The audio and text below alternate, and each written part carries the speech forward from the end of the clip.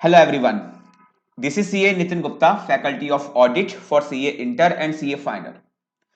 So friend, जैसा हम सभी को पता है कि अभी 10 जनवरी को सुबह जब इंटर और फाइनल का रिजल्ट आया तो रिजल्ट बेसिकली कुछ इस तरीके का था जो आपकी स्क्रीन पर है।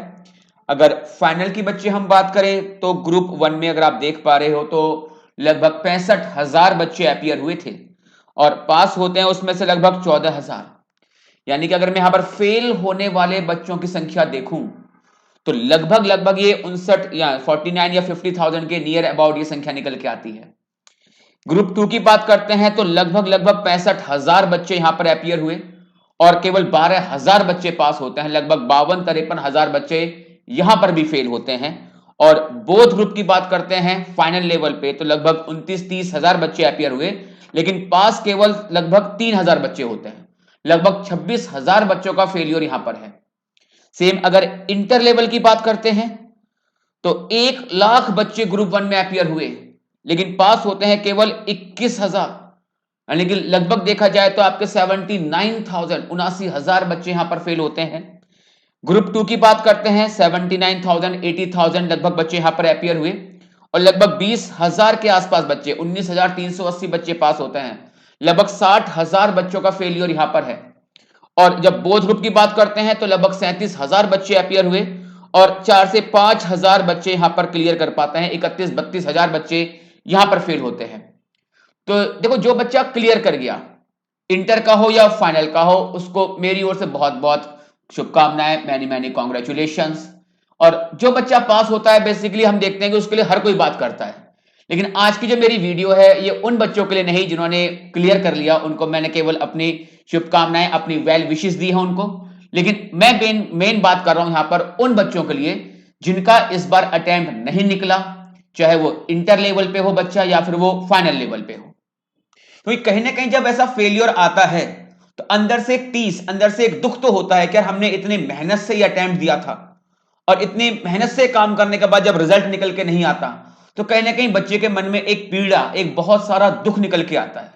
लेकिन बच्चे अल्टीमेटली हमें उन दुख से ओवरकम तो करना होगा। वो एक कहते हैं ना कि गलती होना एक प्रकृति है, लेकिन उस गलती को स्वीकार कर लेना ही हमारी संस्कृति होती है और उसी को सुधार करना, गलतियों को सुधार करना ही हमारी प्रगति होती है। तो कहीं कोई बात नहीं कि अगर अटेम्प्ट नहीं निकला है, दुख होता है, लेकिन हमें इस अपने फेलियर से सीख के बच्चे हमको आगे बढ़ना है। तो कहीं ना कहीं जब एक फेलियर आता है तो मैं ये कहता हूं कि ये फेलियर एक फेलियर नहीं है, ये फेलियर कहीं ना कहीं जो आपका सक्सेस है उसकी तरफ आपने एक कदम को और आगे बढ़ाया है। बिकॉज सक्सेस तक पहुंचने के लिए पता नहीं कितने ज्यादा फेलियर का सामना करना पड़ता है। आप किसी भी सफल इंसान की कहानी को उठा के देखिए, कोई कितना ही बड़ा बिजनेसमैन क्यों ना हो, कोई कितना ही बड़ा फिल्म एक्टर या एक्ट्रेस क्यों ना हो, कोई कितना ही अच्छा क्रिकेट का प्लेयर या किसी और फील्ड का प्लेयर क्यों ना हो, हमें उसकी सफलता दिखाई देती है, लेकिन उसकी सफलताओं के पीछे उसकी कितनी सारी अनगिनत असफलताएं रही होंगी वो दिखाई नहीं देती। लेकिन बात सही है कि उन्हीं असफलताओं से आगे बढ़ के स्टेप बाइज स्टेप उनसे सीख के ही सफलता की ओर पहुंचा जाता है। फेलियर तभी एक फेलियर है अगर आप उस फेलियर से कुछ भी सबक नहीं लेते। ठीक है, अगर मुझसे गलती हुई है, ठीक है, अटेम्प्ट नहीं निकला है, तो मैं देखूंगा इस चीज को कि मेरे से यहां पर क्या गलती हुई थी जिसकी वजह से मेरा यह अटेम्प्ट रुका। और यहां पर मैं कोट करना चाहूंगा हरिवंश राय बच्चन जी की एक फेमस कविता, सुनी होगी आप सभी बच्चों ने, कि कोशिश करने वालों की कभी हार नहीं होती। देखिए एक बार स्क्रीन पे ये मैंने उसकी थोड़ी सी लाइन, पूरी कविता तो नहीं है ये, बट छोटी सी लाइन जो कहीं ना कहीं आपको सीधा हिट करेगी वो मैंने आपके लिए यहां पर ली है। असफलता एक चुनौती है, इसे स्वीकार करो, क्या कमी रह गई देखो और सुधार करो, जब तक ना सफल हो नींद चैन को त्यागो तुम, संघर्षों का मैदान छोड़कर मत भागो तुम, कुछ किए बिना ही जय जयकार नहीं होती, कोशिश करने वालों की कभी हार नहीं होती। तो हमें लगातार बच्चे कोशिश करते रहना है। हाँ देखो, ये एक ह्यूमन नेचर है कि जब कहीं ना कहीं हम इतना प्रयास करते हैं, अपने इतने एफर्ट्स लगाते हैं और रिजल्ट हमारे फेवर में नहीं आता, तो इस चीज का एक दुख तो होता है। लेकिन इस दुख को ना आप अपनी स्ट्रेंथ बनाइए। जो भी प्रॉब्लम है, जो भी आपके लाइफ में बैरियर्स आते हैं, जो भी आपके लाइफ में प्रॉब्लम्स आती हैं, फेलियर्स आते हैं, उन फेलियर से सीख के ही हमें आगे बढ़ता हुआ चलना है। अपनी विल पावर को, अपनी मानसिक शक्ति को इतना सुदृढ़, इतना कह सकते हो कि स्ट्रेंथ आप करिए, इतना पावरफुल उसको आप बना लीजिए कि केवल एक ही लक्ष्य आपको दिखाई देना चाहिए, और वो लक्ष्य केवल क्या है? सीए। जब तक मैं इस लक्ष्य को हासिल नहीं करूंगा, मैं बिल्कुल भी नींद, चैन, सब इन सबको त्याग के बैठूंगा। केवल और केवल एक ही मुझे चीज दिखाई दे रही है, that is only chartered accountant. कोई बात नहीं, एक फेलियर आया है, लेकिन ये फेलियर ऐसा नहीं है जो मुझे बिल्कुल हिला के रख देगा। एक लक्ष्य मैंने बनाया है, और उस लक्ष्य को मुझे बिल्कुल किसी भी कीमत पर उसको मुझे हासिल करना होगा। अपनी विल पावर को मुझे इतना, यहां पर कह सकते हो कि पावरफुल बना देना है। अगर मैं विल पावर की बात करूं तो बहुत सारी मोटिवेशनल स्टोरीज आपको गूगल सर्च मारेंगे, यूट्यूब सर्च मारेंगे, संदीप महेश्वरी जी को आप देखेंगे तो बहुत सारी आपको मोटिवेशनल स्टोरीज मिल जाएंगी जो कहती है कि हां, एक अच्छी विल पावर होती है तो आप अपने जीवन में कोई भी लक्ष्य हासिल कर सकते हो। तो मैंने दो छोटी सी स्टोरी आपके लिए निकाली है। वैसे तो मेरा पर्सनली यह मानना है बच्चे कि जो भी कह सकते हो कि मोटिवेशन होता है वो आपका इंटरनल होता है। जितना आप इंटरनली अपने आप को मोटिवेट कर सकते हो वो आपका लॉन्ग टर्म तक जाता है। एक एक्सटर्नल मोटिवेशन जो कि शायद मैं यहां पे आपको करने का अटेम्प्ट कर रहा हूं, ये थोड़ी देर के लिए ट्रिगर का तो काम करता है, ठीक है, लेकिन वो मोटिवेशन जल्दी आता है और शायद जल्दी दब जाता है। तो मैं केवल अब आपके लिए जो वीडियो मैंने बनाई है, केवल आपको एक ट्रिगर देने के लिए कि हां, आपको एक कह सकते हो कि छोटा सा एक मोटिवेशन की, थोड़ा सा मेरे अंदर एक ज्वाला जलनी चाहिए, एक विल पावर के लिए कि हां, बस मुझे लाइफ में एक लक्ष्य हासिल करना है, और जब तक ये लक्ष्य मैं हासिल नहीं करूंगा मैं बिल्कुल भी चैन से नहीं बैठने के लिए जाऊंगा। और वो लक्ष्य वही है जो आप सीए कर रहे हो। तो सीए करना तो वैसे अपने आप में बहुत बड़ा मोटिवेशनल फैक्टर होता है कि हम सीए कर रहे हैं। जब किसी के सामने कहता है ना कि देख वो सीए कर रहा है, तो सामने वाला आपको बहुत इज्जत की निगाहों से देखता है कि अच्छा, ये बंदा सीए कर रहा है, जरूर इसमें कोई दम होगा। हाँ, जब कहीं फेलियर आता है तो हम थोड़ा सा सोशल फियर हमारे मन में होता है कि यार फैमिली वालों में के मन में क्या निकल के आएगा, या फैमिली वाले नहीं बट रिलेटिव होते हैं। ये तो बहुत बड़ा फैक्टर होता है ना, जब रिजल्ट आने वाला होता है तो हमारे से ज्यादा टेंशन तो हमारे रिलेटिव को होती है, कहीं पास ना हो जाए, पड़ोसियों को होती है। तो ये थोड़ा सोशल फियर हमारे मन में आता है जब फेलियर होता है। इन सारी बातों को बिल्कुल इग्नोर मारो, इन सारी बातों को बिल्कुल इग्नोर मारिए, अपने लिए बिल्कुल अच्छा सोचिए, और बिल्कुल अगला अटेम्प्ट जो आपका लग रहा है, मई 23 का डेट शीट आ चुकी है, आपको वो अटेम्प्ट बहुत अच्छे तरह से करके आना है। उसके लिए आपको बहुत अच्छा प्लान करना है। तो मैं ये बोल रहा था कि जो आपका एक कह सकते हो कि विल पावर है, इसके लिए बहुत सारी स्टोरीज आपको यूट्यूब पे मिल जाएंगी, लेकिन दो स्टोरी मैंने जो आपके लिए निकाली है, इनमें से एक स्टोरी है, देखिए, अनुरिमा सिन्हा जी की। जानते हो आप इनके बारे में? क्या था? ये एक बेसबॉल प्लेयर थी, और एक बार ये ट्रेन में जर्नी कर रही थी, आई थिंक ये 2010 11 12 के आसपास की बात है, और इनके साथ एक चैन स्नैचिंग होती है, कोई इनका चैन छीनने का ना अटेम्प्ट करता है, और जैसे ही इनको कोई धक्का देता है तो जैसे ही वो ट्रैक पर गिरती है तभी एक train all of a sudden इसके पैर से निकल जाती है, और उनका एक पैर कट जाता है। रात भर ये उसी ट्रैक पर वहां पर पड़ी रहती हैं। बहुत सारी ट्रेन रात को आई, निकल गई, लेकिन सुबह तक जब तक लोग बागों ने इनको देखा, ये जिंदा थी, जिंदा थी। और अब इन्होंने सोचा कि जब इतना बुरा हादसा मेरे साथ हो गया और मैं अभी तक जिंदा हूं, तो इसका मतलब भगवान ने किसी ना किसी पर्पस के लिए तो मुझे भेजा था, जो पर्पस अभी तक अचीव नहीं हुआ। तो अब इन्होंने मन में ठान लिया कि एक कह सकते हो कि एक विकलांग इंसान के लिए सबसे बड़ा एक चैलेंज क्या हो सकता है। इन्होंने अपने आप को एक चैलेंज दे डाला, और सोचते हैं कि एक अच्छा खासा इंसान जो पूरी तरह से स्वस्थ है वो माउंट एवरेस्ट नहीं चढ़ सकता, ठीक है। अब इनका एक पैर नहीं था, अब इन्होंने इस चीज को एक चैलेंज बना लिया कि अगर भगवान ने मुझे जिंदा रखा है तो किसी न किसी पर्पस के लिए मुझे जिंदा रखा होगा।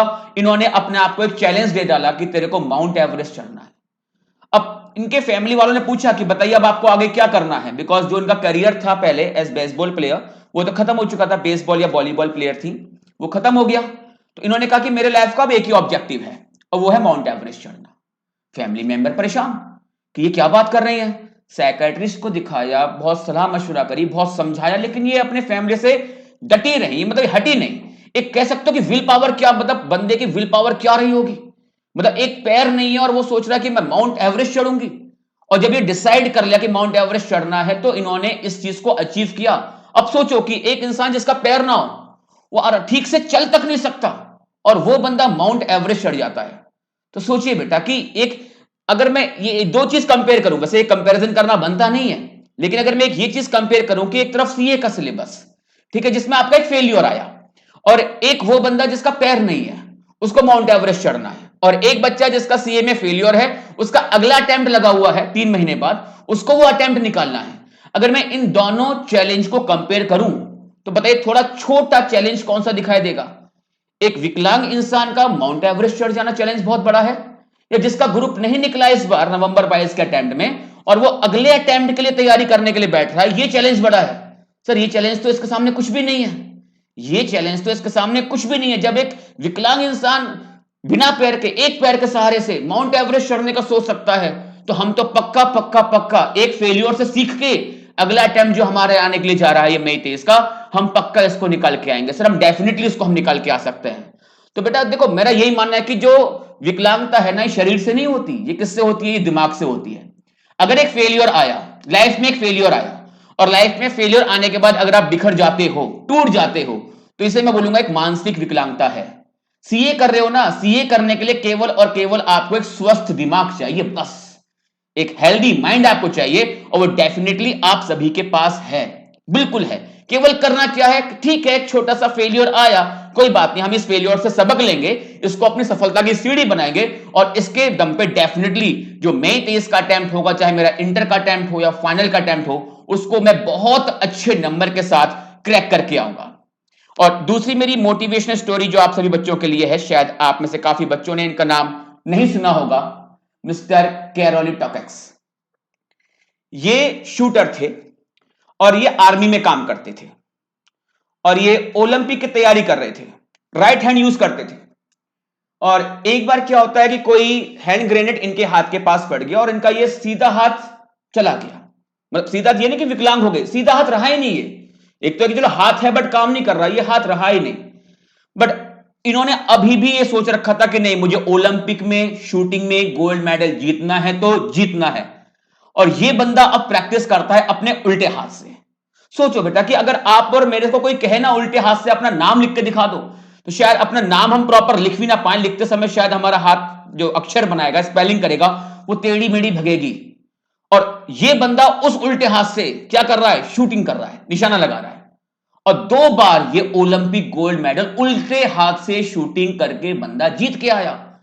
ये क्या है? ये सीधा बेटा एक विल पावर है, विल पावर है। अगर आपके पास एक अच्छी, कह सकते हो कि बेहतरीन विल पावर है कि बस सोच लिया, मतलब ठान लिया तो जीत है, देखो मान लिया तो हार है, और ठान लिया तो जीत है। मतलब एक ऐसी लड़की जिसका पैर नहीं है, वो सोच लेती है कि मुझे माउंट एवरेस्ट चढ़ना है, वो चढ़ जाती है। एक ऐसा इंसान जिसका कि एक सीधा हाथ नहीं है, उसको शूटिंग करनी थी और वो उल्टे हाथ से शूटिंग करता है, और ओलंपिक में 2 बार वो गोल्ड मेडल जीत के आ जाता है। सोच लो कि क्या जबरदस्त विल पावर रही होगी। बस एक विल पावर आपको अपने मन में सेट करनी है कि बस मुझे सीए बनना है तो बनना है, इसके अलावा मुझे कुछ भी अपनी लाइफ में एक्सेप्ट नहीं है, मैं किसी भी कीमत पे कॉम्प्रोमाइज नहीं करूंगा। कई बार होता है कि जब सीए का अटेम्प्ट नहीं निकलता तो सोचते हैं कि यार थोड़ी सी कोई पार्ट टाइम जॉब कर लेते हैं, या कोई दूसरा सिलेबस देख लेते हैं, कोई दूसरा कोर्स देख लेते हैं, वहां पे अटेम्प्ट मार लेते हैं। नहीं, अगर आप ऐसा कर रहे हो तो ये आपकी एक मानसिक विकलांगता होगी। बच्चे प्लीज मैं रिक्वेस्ट करूंगा, अगर इस बार आपका अटेम्प्ट रुका है, कोई भी डरने वाली बात नहीं है, कुछ भी डरने वाली बात नहीं है। एक असफलता है ना, तो वही तो बात है, असफलता एक चुनौती है, इसे स्वीकार करो, क्या कमी रह गई देखो और सुधार करो। गलती करना प्रकृति है, स्वीकार करना उसको संस्कृति है, और उसको सुधार करके आगे बढ़ जाना ही आप सभी की प्रगति है। ठीक है, गलती हुई है, मैं इस गलती से सबक लूंगा और देखूंगा क्या ऐसा हुआ था एग्जाम में जिसकी वजह से मेरा अटेम्प्ट इस बार नहीं निकला। कुछ ना कुछ कारण रहा होगा, कुछ ना कुछ कारण रहा होगा जिसकी वजह से हमारा यह अटेम्प्ट नहीं निकला। मैं इसके ऊपर प्रॉपर एक रिस्क असेसमेंट करूंगा अपना, कि क्या मेरे लिए गलत हुआ जिसकी वजह से यह अटेम्प्ट मेरा नहीं निकल पाया। अपनी कमियों से सीखना है। फेलियर तभी एक फेलियर बनेगा बच्चे जब आप उस फेलियर से सबक नहीं ले रहे हो, तो अटेम्प्ट आपका व्यर्थ गया। लेकिन अगर आपने अटेम्प्ट दिया, फेलियर हुआ, और ये फेलियर क्यों हुआ, इस चीज से आपने अगर सबक लिया है, तो वो फेलियर ना होके आपकी सफलता का अगला स्टेप बनेगा। सर अब हमें अल्टीमेटली करना क्या है? ठीक है, हमें सीए बनना है तो मतलब बनना है, लेकिन अब अगला स्टेप क्या होगा? बेटा अगला स्टेप है आपके लिए प्लान करना। अगला अटेम्प्ट आपको दिखाई दे रहा है, आप चाहे सीए इंटर में हो, आप चाहे सीए फाइनल में हो, किसी भी लेवल पे आप हो, आपको अपना एक लक्ष्य दिखाई दे रहा है, डेट शीट आ चुकी है कि मई के फर्स्ट वीक में आपका पेपर लगा हुआ है, अकॉर्डिंगली प्लान करिए कि सिंगल ग्रुप के साथ आप जा रहे हो, बोथ ग्रुप के साथ आप जा रहे हो। पहले तो ये सेट कर लेना, डबल माइंडेड मत होना कि सिंगल अटेम्प्ट के लिए ट्राई करो या बोथ ग्रुप के लिए आप ट्राई करो। जो भी आप सोचोगे वो होगा, जो भी आप सोचोगे वो होगा। ये एक, आई थिंक आपने एक वर्ड सुना हो, दृश्यम शरीरम। दृश्यम शरीरम क्या होता है? जैसा हम सोचते हैं वैसा होता है। जैसा आप सोचते हो बच्चे बिल्कुल वैसा होता है। तो इसलिए मैं तो क्लास में हमेशा कहता हूं, हमेशा अपना अच्छा सोचो, वो होगा।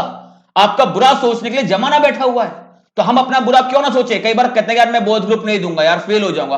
आप अपने ऊपर डाउट कर रहे हो। अपने ऊपर डाउट करना बंद करिए, अपनी काबिलियत पहचानिए। आप कुछ भी कर सकते हो, पता है आपको, आप कुछ भी कर सकते हो। सर कैसे? वही बात, एक विल पावर चाहिए ना आपको। अब मैं कहूं कि एक इंसान जिसका पैर नहीं है उसको कराऊं एवरेस्ट चढ़ जा, वो भी तो बहाना लगा सकता है। सर कैसे? सर एक पैर से हम कैसे चढ़ के आ सकते हैं? सर हाथ नहीं है, हम उल्टे हाथ से कैसे हम शूटिंग करके आ सकते हैं? ये नहीं ना। आपको केवल क्या करना है, एक विल पावर करनी है, एक सोचना है कि बस करना है तो करना है। आप अगर जो सोचोगे वो डेफिनेटली होगा, जो आप सोचोगे वो डेफिनेटली होगा। तो प्लीज पहले आप सोचिए कि सिंगल ग्रुप है तो केवल सिंगल ग्रुप, ठीक है, कोई बात नहीं। अगर आप बोथ ग्रुप नहीं सोच पा रहे तो सिंगल ग्रुप मतलब सिंगल ग्रुप, बोथ ग्रुप के लिए आप सोच रहे हो तो मतलब फिर बोथ ग्रुप, मतलब फिर बोथ ग्रुप। मुझे अपना टाइम याद है कि जब मेरा फाइनल का टाइम था, तो मेरे भाई के फ्रेंड सर्कल में काफी सारे फ्रेंड्स थे जिनके रिलेटिव वगैरह सीए कर रहे थे और उनके काफी अटेम्प्ट लगे हुए थे।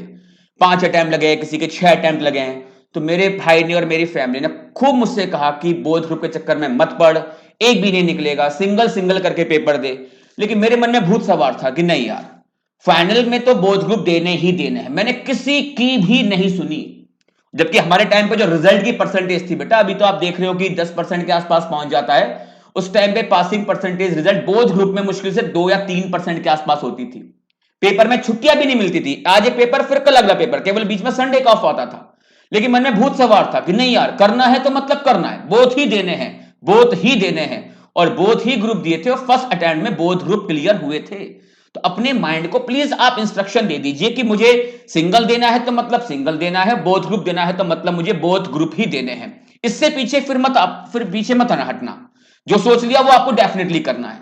फिर अब आपके जो भी पेपर है, इंटर में है या फाइनल में है, जो भी आपका पेपर है वो देखिए उसमें क्या क्या आपकी स्ट्रेंथ है, क्या क्या आपका वीकनेस है। बिकॉज एक बार आपने पेपर दिया है तो कहीं ना कहीं इतना तो आपको पता है कि हाँ ये पेपर, ये टॉपिक्स मेरे अच्छे हैं, इन टॉपिक्स में मेरी कमांड नहीं है। तो जिन जिन टॉपिक्स पे कमांड नहीं है उनको प्लीज आप स्ट्रॉन्ग करिए, ठीक है। इस तरह से आपको प्रॉपर एक प्लान बनाना है। प्लानिंग को लेकर मैं आपके एक सेपरेट वीडियो बनाऊंगा कि इंटर ऑडिट को लेकर आपकी प्लानिंग कैसी होनी चाहिए और फाइनल ऑडिट को लेकर कैसे आपकी प्लानिंग होनी चाहिए। वैसे तो मैं ये कहता हूं प्लान बच्चे अपना आप खुद डेवलप करिए, प्लान आप अपना खुद डेवलप करिए और उसको आप खुद इंप्लीमेंट करिए। लेकिन इनकेस से लेकर कि आप सोच के बैठे कि मतलब देना है अटेम्प्ट तो बहुत अच्छी तरह से देना है, चाहे सिंगल ग्रुप हो या बोथ ग्रुप हो, लेकिन सर प्लान नहीं कर पा रहे, तो वो प्लानिंग में जल्दी ही आपके साथ एक वीडियो लेके आऊंगा जहां पर मैं इंटर ऑडिट और फाइनल ऑडिट दोनों को लेकर बताऊंगा कि आपकी प्लानिंग किस तरीके की होनी चाहिए, ताकि अगले 1 से 1.5 महीने के अंदर, 1 से 1.5 महीने के अंदर आप इस पेपर को कंप्लीट तरीके से रिवाइज कर पाए।